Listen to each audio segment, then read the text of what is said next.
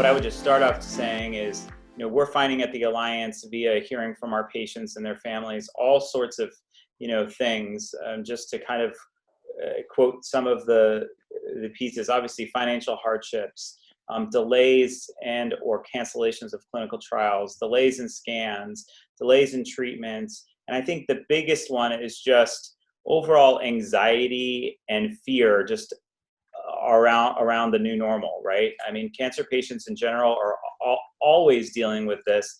And then what is this, this pandemic doing to them? So, ACS just came out with a survey of patients, and they were saying that 51% of patients are reporting some sort of impact on their care, and 1 in 4 are actually reporting a delay in treatment. So, the main crux of today's webinar is to talk about clinical trials and COVID-19, and actually definitely want to get to Trialjectory and how the Alliance is working with Tzvia and her wonderful team on making sure we can recruit as many patients as possible. But Scott, I'm wondering if I can start with you.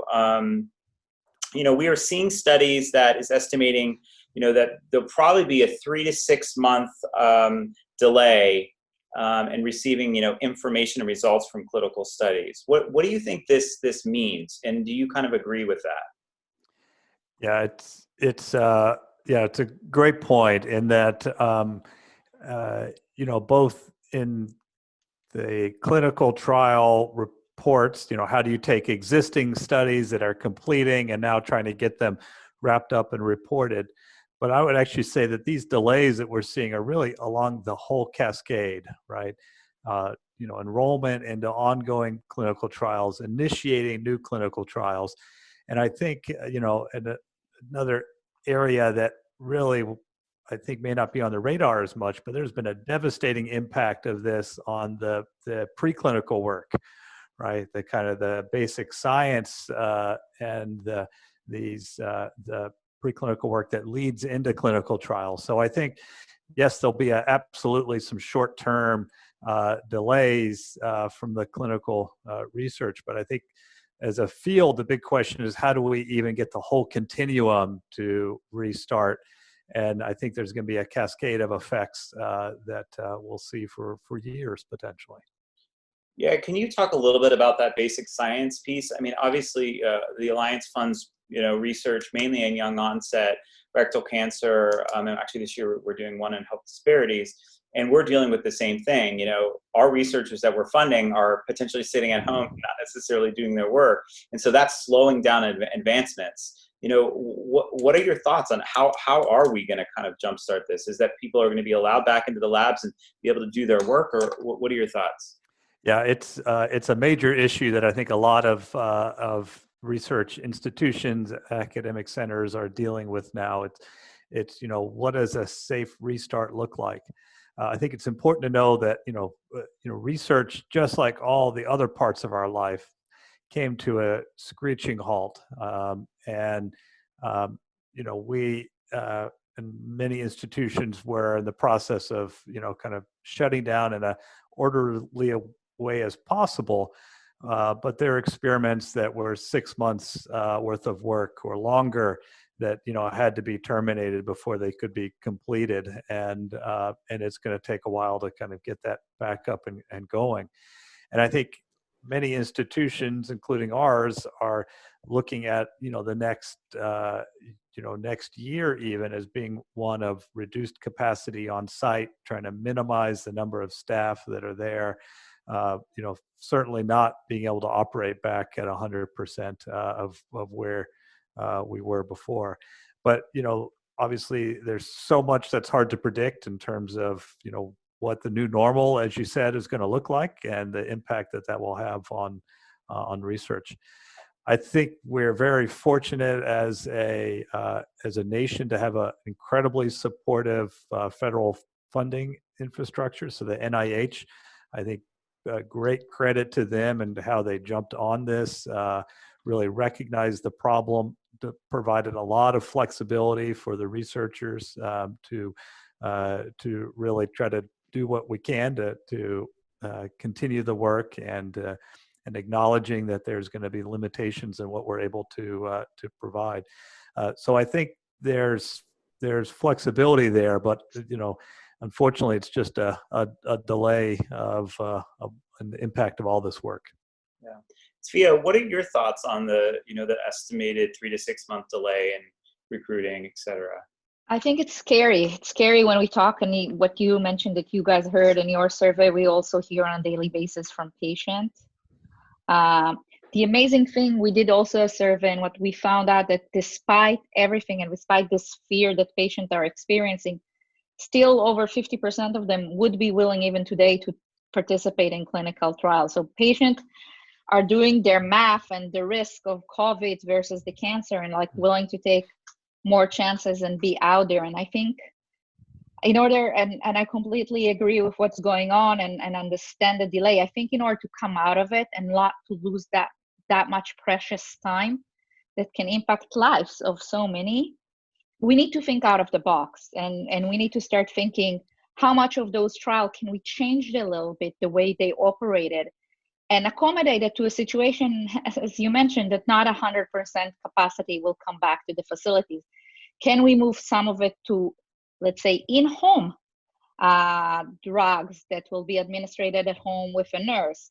Can we do some of the tests in another facility and have clean facilities and work together and in each area dedicate specific spaces just for the cancer patient in order to create some continuity and minimize the impact, especially on oncology? I think it's so critical. There's been so much advancement and offers so much help, so much hope to so many people. I really am afraid of how backward this whole thing is going to take us. Yeah.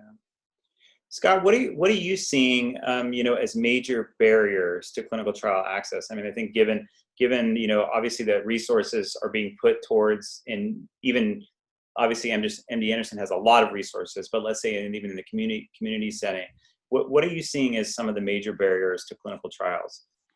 Just let's say access, maybe.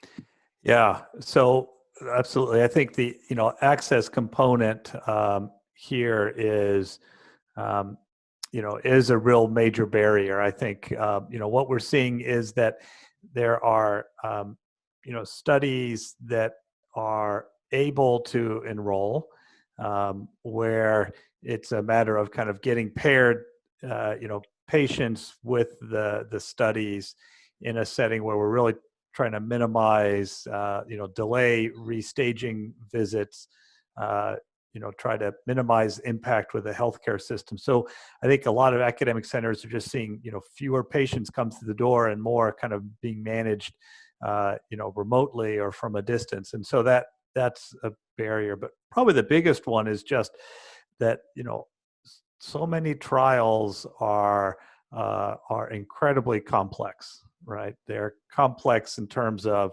the safety assessments that are there, all for good reasons, but individually add pieces of complexity, whether it's testing the heart or doing specialized blood work to test something there. And all of these things require a kind of an army of people behind the scenes to get accomplished. They're complex also in the scientific questions that they're asking, right? Paired biopsies on some studies really ask, are we doing what we think we're doing on the trial? Like, is the drug actually, hitting the target that it's supposed to hit? And are we having the effect that we're hoping to have? So very important for the scientific understanding, but again, adds the additional complexity there. And then there's the complexity that, that just grows out of complex studies, right? It's this idea about all the forms and the paperwork and the reporting structures that go into that. And these are things that honestly, I'm hopeful if there's some pieces of this experience we're going through that will be a positive. It's how do we revamp things to get rid of complexity where we don't need it, where there's not really a benefit to the patient or to science. And so some of that is just inherent in the system. So the problem is each of those areas of complexity that I mentioned has an army of people behind the scenes. And when they can't come in, when they don't, when for safety reasons they're working from home and things like that, you really need a very orchestrated dance to have all these pieces up and ready for a study to go. And all it takes is, one piece not to be ready, for the ophthalmologist not to be able to see the patient in order to make sure that there's no eye toxicity with this novel drug, right? All those things can, all it takes is one pillar to weaken, and then we have to kind of shut the study down until we can rebuild the structure that's there. So that's been the hurdle. It's kind of death by 1,000 cuts, right? It's little things in the studies that mean that we can't really enroll in those studies in a safe manner. Tzvia, what are you seeing, or if anything, from folks that are coming to Trialjectory around, the barriers to clinical trials? Are you still seeing kind of the same number of folks coming to the website looking for trials, or what are your thoughts? So we see a small decline, but relatively to what I actually expected, it is small. So I think patients are still anxious and also looking for options. Like you mentioned at the beginning, so many of them had their treatment, like standard of care treatment, stopped. Mm-hmm. So they're searching for what's the alternative. But what we are experiencing is exactly that most of the sites, around 70% of the sites, stop recruiting new patients.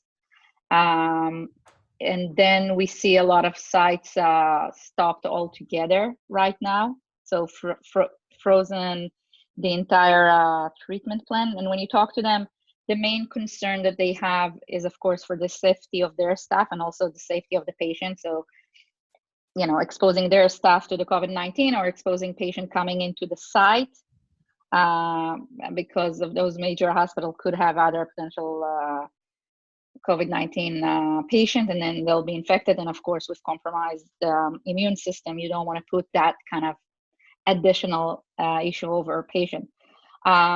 So it's a very complex situation that I think for the first time we're dealing with it. Also, patients are concerned about the traveling. So majority of them, in order to join a trial, need to commute somewhere.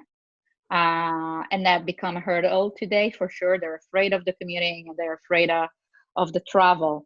And that's why I completely agree. There's so many areas now that impact our ability to conduct the trials the way we did. So I think we need to change in the way we approach everything and think, how can we be more agile? How can we be more virtual, or, virtual site, in-home site, move some of it to the community setting that a lot of those clinical are a little bit safer and smaller and therefore might be operated, but they don't have the experience in running trials. So we need to scale them up and train them in order to make them a relevant even site for trials. There's a lot of pieces that we need to start thinking strategically, how do we put in place in order to accommodate to this new normal? Because as I was mentioned, it's not a short-term thing. It's not like, let's wait another month or two and this all shall be over and we can go back to some routine. This is, you've mentioned a year time expectation. So if it's a year time, we need to start thinking differently. And I think patient will accommodate with anything. They're more flexible. By my discussion with them, they're so much more flexible. They're so much more willing to do things in order to accommodate to this change situation. We had a patient that did not agree to her surgery. She really was stressing about it. She urged them to actually move forward with the surgery, and they were willing to do it under the fact that she will be there by herself. So there will be no one with her. She will wake up from the 8-hour surgery by herself. And she was willing to take that. So patients are all of a sudden taking steps and accommodating to the new situation from their end. And I think we need to have this dialogue and find ways, because this is the new reality. Yeah. Scott, what are your thoughts on that in terms of like revamping how they're done? Yeah, no, I think it's a good point. And, and I think it's, probably I would kind of view, 3 or 4 different areas that I think we could absolutely tackle, right? I mean, one is, eligibility, right? That's been a kind of a grievance of a lot of ours, a lot of us for a while. But, the idea that, do you really have to fit in this narrow little box where all your lab values look just this way, and do all your all the characteristics of the tumor fit so neatly inside, because that really isn't the reality of most patients. That's a long-standing one. I think the ones that are more kind of COVID related are really, how do you have accommodations in the scheduling, right? One of the most difficult things of clinical trials when I talk to patients is that there's just not as much flexibility in schedules and as opposed to standard of care, right? They tend to be on day 21 you're going to be here at this time and doing this, right? And instead of around week 3, but there's some leeway here and there, right? And I think if we've learned how to manage COVID, is you have to be flexible. You have to adapt to the surroundings and environment, and part of that is just have flexibility in the accommodation of those components. And that can be, as was already mentioned, kind of accommodations around where certain parts of that care may be administered, right? So a specific example right now is that the regulations or the interpretations of regulations is such that if there was a IV standard of care, FOLFOX chemotherapy, and I was going to give you a novel pill that goes along with that, where the pill's the experimental part, and you live, 3 hours away, you have to come every 2 weeks to make that 3-hour trip to get the FOLFOX, even though there's, an oncologist down the street who could give you that same FOLFOX safely. But because you're getting a pill that's experimental, you've got to come to get every other component. So that's part of that accommodation that's just not built into studies right now. And that absolutely in the COVID setting, we've been trying to push the trials, and I think with some success, to say, let's figure really makes the most sense for the patient, right? And think about safety first, convenience in that regard. And then finally, I think thinking about how much of this can be done virtually, right? That already we're seeing, tremendous improvements in, the type of care that we are able to administer virtually, right? And I think it's not the same as being there face to face, and there's still absolutely some visits that need to be face to face, but there's plenty of them that you can get the information that you need, the patient gets the information they need, and can be done just like we're doing right now, right? And there's no reason that this can't be more part of clinical trials in the future. So I think that virtual component is another one I'd love to see us build into the clinical trials in the future, right? So eligibility, accommodations, where you get your care being revisited, and then kind of the virtual components of that. I think if we can, even if there's a few of those that we tweak at the end of this, that will definitely be some ray of sunshine coming out of a difficult pandemic. Yeah, I'm glad you brought up telemedicine. I was talking to Dr. Marshall and Chris Liu last week during, just about treatment in general. And, John said that in some level, these telemedicine visits, maybe not specifically, obviously, for clinical trials, but in general, are more appropriate because, normally patients and their families are nervous to come into this, unknown setting where, they're meeting the big doctor about, this treatment, but instead, you could be like, I'm in my bedroom, you can see my cat behind me, and I'm in my own setting, and I maybe feel more comfortable that way. So he's actually saying he's hearing from patients that they actually, especially maybe newly diagnosed patients, that, that initial telemedicine, visit is actually more comfortable for them in some ways. It kind of relieves some of the stress.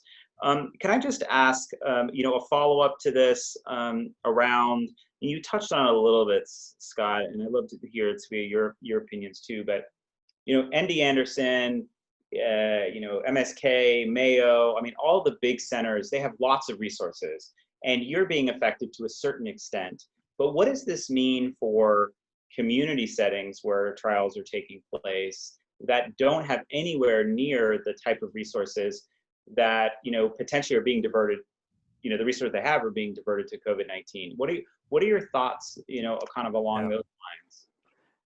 Yeah, I'll share some thoughts and then and turn it over. But I think one of the things that we don't really think a whole lot about is that our clinical care that we provide in the oncologist's office is really kind of operates in a very different model than clinical research, right? And we hear an awful lot about the impact of all of this on small businesses, right? The impact on your restaurant down the street, right? In essence, clinical trials are the small business side of every oncologist's office, right? They have staff that they've hired whose job it is to make sure that they can administer, high quality clinical trials safely to patients.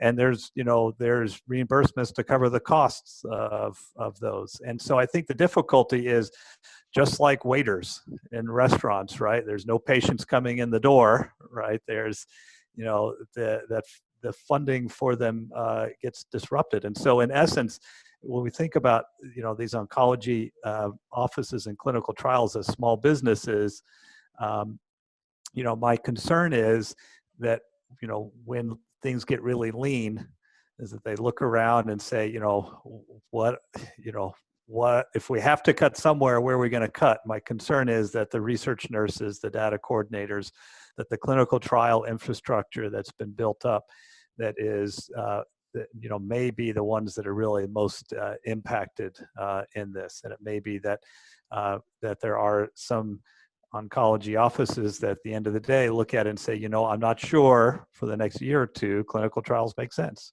Yeah. Right. And so that's my real concern, is that it's actually, the small business perspective of clinical trials is going to kick in, and we're going to see fewer opportunities and fewer sites enrolling. That's a really good point. Tzvia, what are your thoughts? So completely in agreement. And we came to this epidemic already with the community side, struggling financially. And over the years, they have been trying to find a way to survive. We see a lot of them merging into big corporate, unfortunately, some of them disappearing, and then some of them able to reinvent and reamp themselves with clinical trials and stay in the game and provide excellent care to their patients in the community and offering the clinical trials. So I completely agree with Scott here, that it is a huge risk for them, and they're suffering from the loss of revenue now from the clinical trial side and from the standard of care that they're not administrating right now. And that's why it goes back to what Scott and I mentioned before, that I think if we really want not to reduce the impact of this, the long-term impact of this on clinical trials and the survivorship of cancer, because those two are tied. We see the decline in mortality rates in cancer patients as we see the increase in clinical trials and in research. So those goes hand in hand.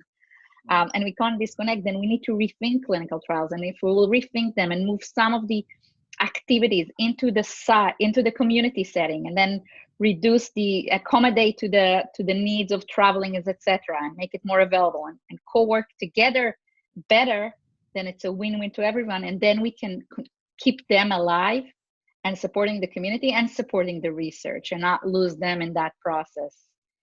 And I can tell you, it's amazing to see. I see from some of the patients we work with and some of the community clinic we work with, the smaller size, how much they have been able to adapt to also telemedicine and working virtually, and also doing in-house visits. So a lot of those in the community could be elderly or less privileged. So not necessarily the telemedicine as we feel comfortable sitting in front of a computer works for them. So they also do more home visits. So going a little bit to style of medicine that, disappeared, but then in the community all of a sudden makes sense, especially for a specific type of population that is at higher risk right now. And different model emerge all of a sudden. And that's the good side of it, right? That you adopt and you accommodate to the patient need in times like that. Scott, can I ask you, what would you say to patients that, are worried about their trials being paused or delayed? And what questions should they be asking their doctors, if in fact that's what's being told to them?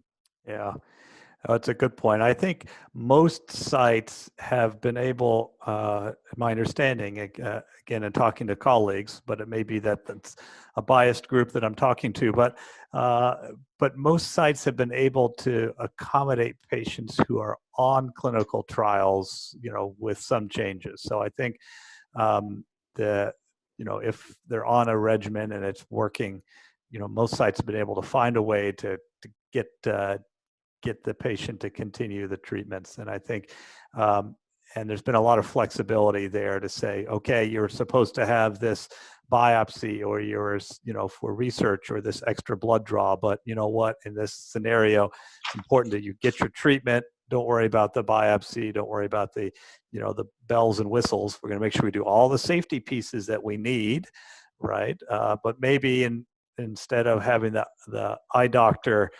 see you here, maybe we'll try to get you plugged in with an eye doctor closer to home that may be, safer or less involved. So I think there's been a lot of accommodations for those patients on study now, and I'm hopeful that this is the rule and not the exception. We think more nationwide. I think the biggest impact has really been on the new enrollments, and that's where we see it's the patient that was, all set, ready to go into a study, and then this hit. That's where we've seen the biggest impact. Yeah, I was just going to follow up to that. So let's say that their clinical trial is not delayed, not canceled, but they're worried because they're hearing constantly that healthcare workers, are getting COVID-19, et cetera. So obviously there's going to be, a couple hundred, maybe a couple thousand people watching this eventually.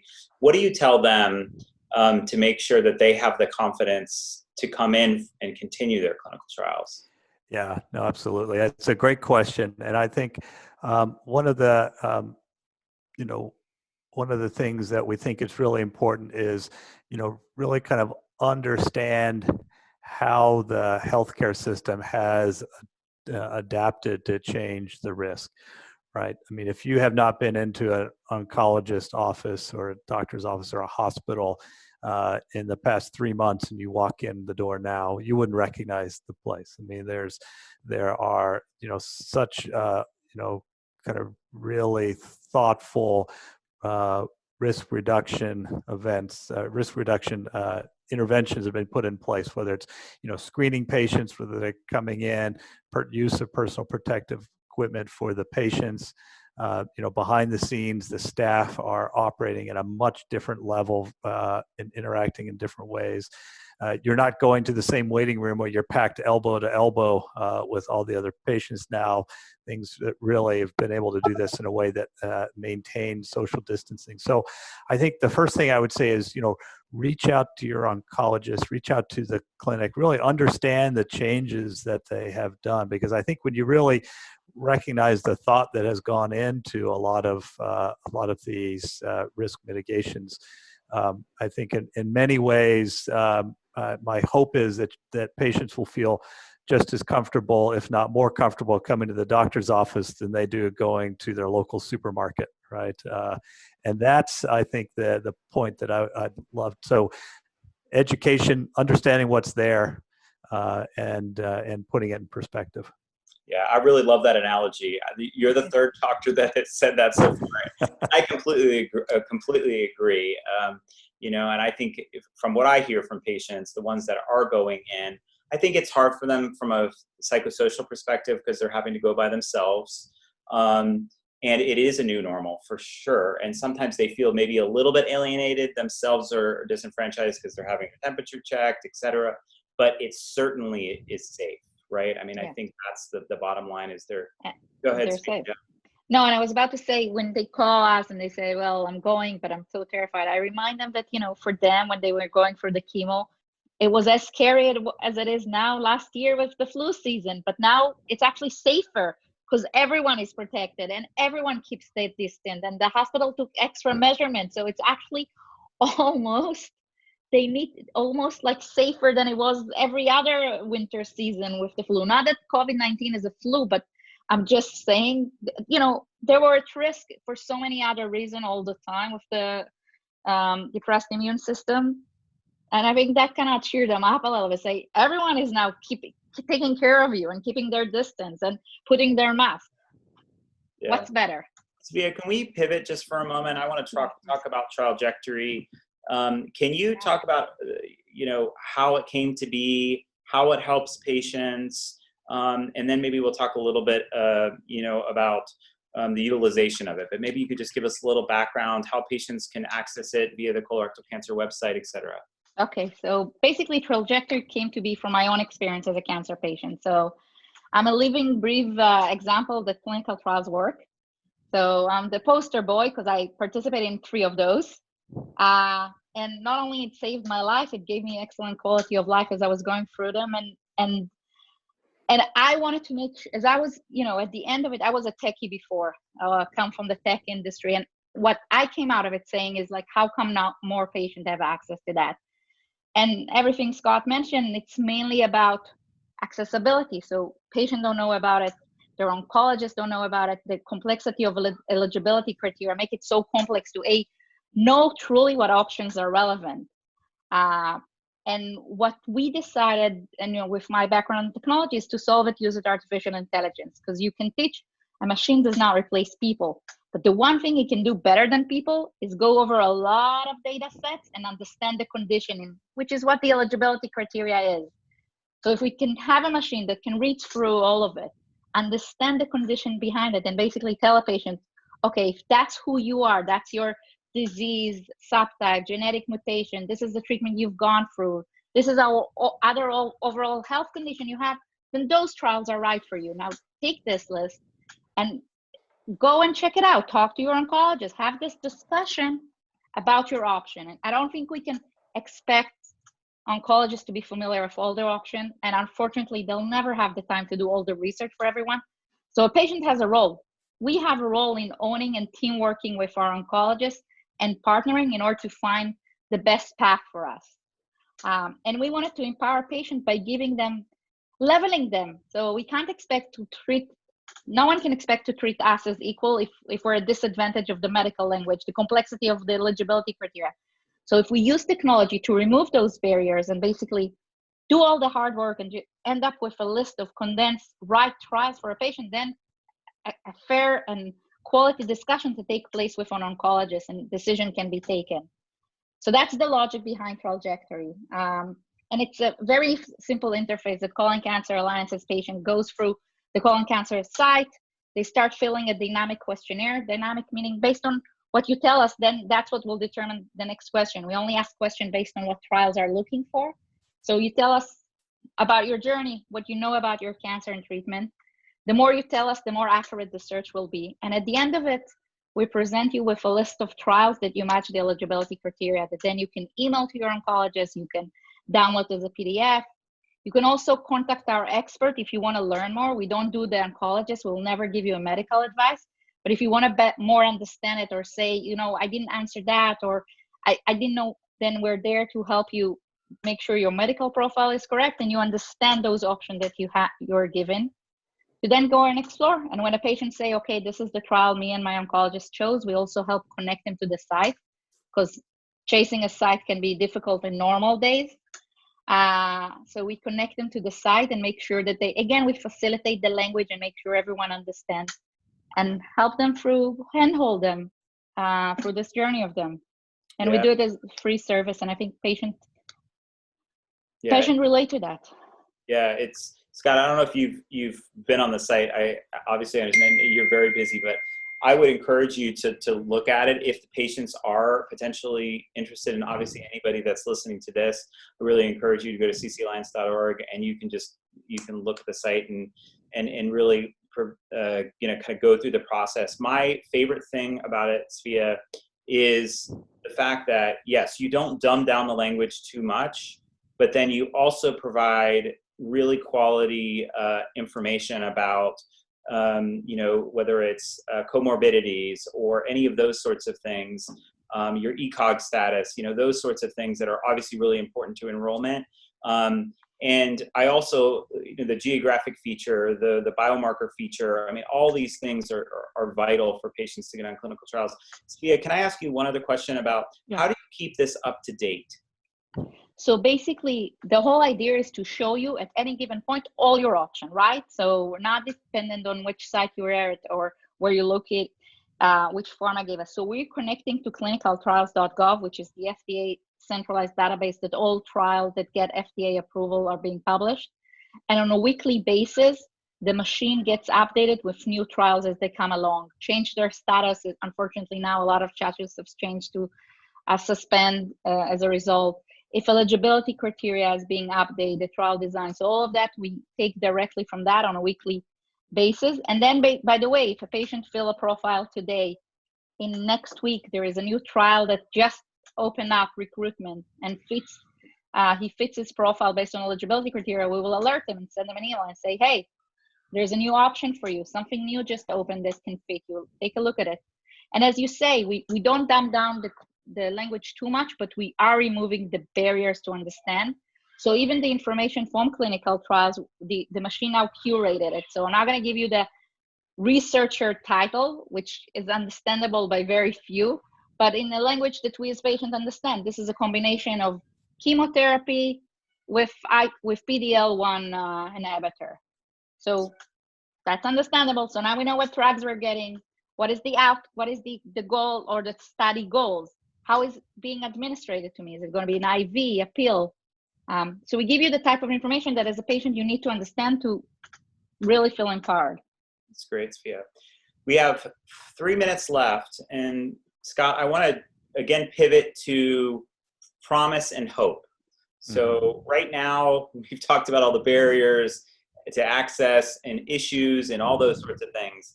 But there are some exciting things happening that were potentially happening before COVID-19. But I'd love to hear from you, because a vast majority of people that see this title and that watch it when it's recorded and put on our Facebook channel, et cetera, are going to see, clinical trials, and they're going to wonder what does it mean for me, and what can I be looking, me and my family be looking forward to. So can you talk a little bit about kind of what's on the horizon or what's happening now, both from an immunotherapy standpoint, biomarker standpoint? I don't know, a lot, obviously you're the expert. Yeah, no, absolutely. And I'd say, we have a large number of trials in colorectal cancer that are coming. And I think as a field, we've done so much better in kind of really trying to prioritize the ideas that are going to be the most impactful to move into the clinic, right? Meaning that there's more work being done now prior to patient number one getting the first drop of that drug than there's ever been before. And I think our understanding of the problem of the cancer, of the barriers, of the subtypes has never been greater than it is now.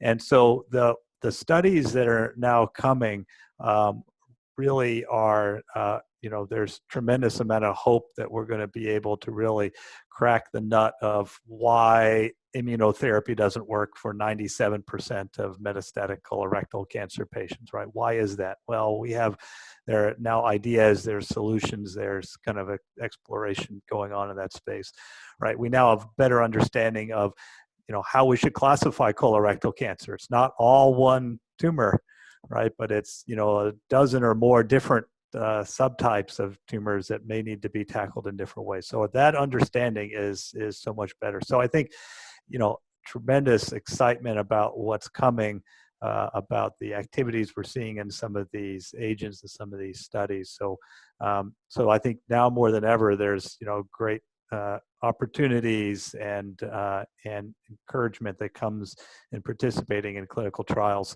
We just have to do our work to get through this COVID and make it such that we can continue this clinical trial work in the middle of this too, right? Cancer is not going away. Can I ask you one follow-up question on that? What do you think, in your opinion, maybe not just like turning, cold tumors hot in terms of the 97%, what is in your opinion, one of the more promising things that are happening right now? Is it the new KRAS trials that are coming out? What is maybe for the other 97%, what may be the most promising right now? Yeah. So for the other 97%, I think, we're starting to see some cracks of activity with immunotherapy. And so now as we start to think about the right combinations to drive that forward, there's certainly hope there at those targets. I think, like you mentioned, there are drugs that we were, targets that we felt were undruggable, right? The KRAS. And certain KRASs now, maybe G12C is the first one that we're working on, but there's G12D and other KRAS strategies that are coming, and these are things that that we never would have thought possible several years ago, wearing our clinical hats, just because it was such a tough target. So I think absolutely promises there. Promises on new types of therapies like the antibody drug conjugates. I think there's going to be enthusiasm in this space that will continue to grow, like we're seeing in other tumor types like breast cancer. So I think the spectrum of active therapies are only going to increase. Great. Tzvia, thank you. Dr. Kopetz, thank you. Please stay safe, healthy. Stay healthy. Yes, indeed. absolutely. And thank you so much for joining us today. Thank you for having us. Thank you. Yes. Bye. Bye-bye.